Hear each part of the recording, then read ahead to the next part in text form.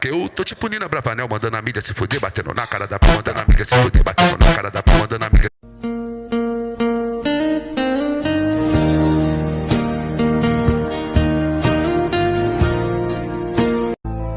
I don't know why you said goodbye.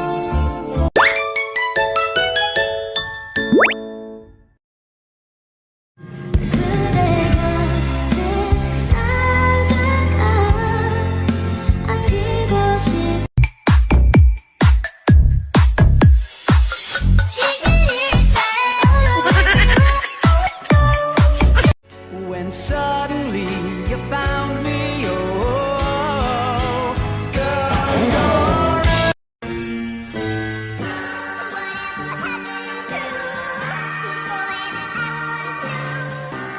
Kung gusto mong mag-diet, kaso marupok ka sa mga pagkain. Yung bawat pagkain na makakita mo, sasabihin mo, favorite mo, kaya kakainin mo.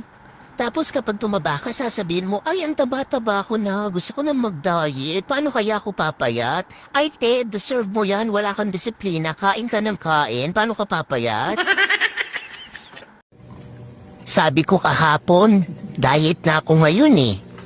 Pero sige, bukas na lang ulit. Promise.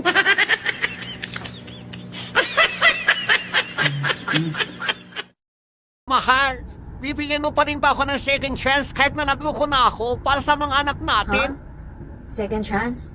Huy, nag-cheat ka na noon. Binigyan na kita ng second chance. Inulit mo ulit ngayon. Papatawarin lang kita dahil meron tayong mga anak. Pero hindi ako makakalimot. Taka, nag-iisip ka ba? No, I will forgive you, but I will never be forget what you did. Okay, so sorry. Ituturing lang kitang multo sa paningin ko o baka hindi pa kita pansinin kahit magbanggaan tayo eh. So yun lang. Hoy, ano naman masasabi mo sa jowa mo pag umalik sa'yo? Di ba naghanap na ngayon ng iba? Ano ka pa masasabi sa akin pag umalik pa siya sa'yo? In one word or one sentence or one paragraph, sabihin mo para alam ko. One talaga, para okay. One paragraph. Ang masasabi ko na lang siguro sa'yo, sige, bumalik ka. Mapapatawad kita, pero hindi ako makakalimot. Uy, ano ka? Pinakain mo ang pepeng sa iba, tapos babalik-balik ka sa akin?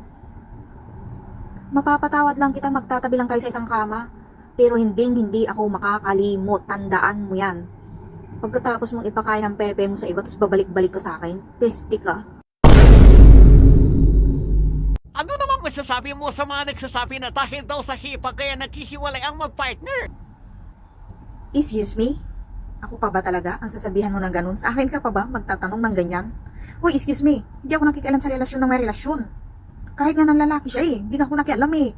Kahit may nag-cheat na siya, hindi nga ako nakialam. Kahit may iba na siya, hindi nga ako nakikialam eh. Wala akong pakialam sa relasyon ng iba. Yung sasabihin nila na dahil sa sister-in-law kaya nagkakahiwalay ang mag-partner, hoy, excuse me.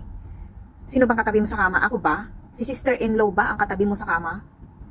Choice mo yan. Kung gusto mong maghanap ng iba, choice mo yan. Hindi yan choice ng sister-in-law mo or ng hipag mo. Ngayon, kung nag-cheat ka, hindi yan kasalanan ni sister-in-law. Kasalanan mo yun. So ayun na nga, nag-iisip ka ba? Hindi mo ba naisip na yung ginamit ko dyan pambili ng motor ay pinaghirapan ko? Ang mong mano nga takki ti aso nga pigpidutak inaldaw-aldaw, taano lang makasahudak iti narubrubeng. Among ba no ka sa ano kabangsit iti takki ti bakit nga may igamak no gililok iti bakit tapos kasta ti aramidom. Ag-isip ka man, hamo ba mapanunot ay ginatang ni ipag ko ating ang motor hang kung gamitin nga pagsayot takababain ka ni ipag ko. Nagbanlugan ni ipag ko datoy para yan ti kakanakan na han nga para iti pagsayot ko. Kasi kung mati mindset mo, anti mindset mo, ay adati motor. Gamit atoy ta makabiro kak ti jowa. Kasi ba ti mindset mo, tas tata pinanawam dagay ubeng. Imbag man, mairusok mo ti maturog nga awan ti kadwa dagay anak mo, babae da, itatak mo ta utak mo ta babae da. Huy, ang daming naiinis sa'yo. Kahit ilan pa kayo, wala akong pake.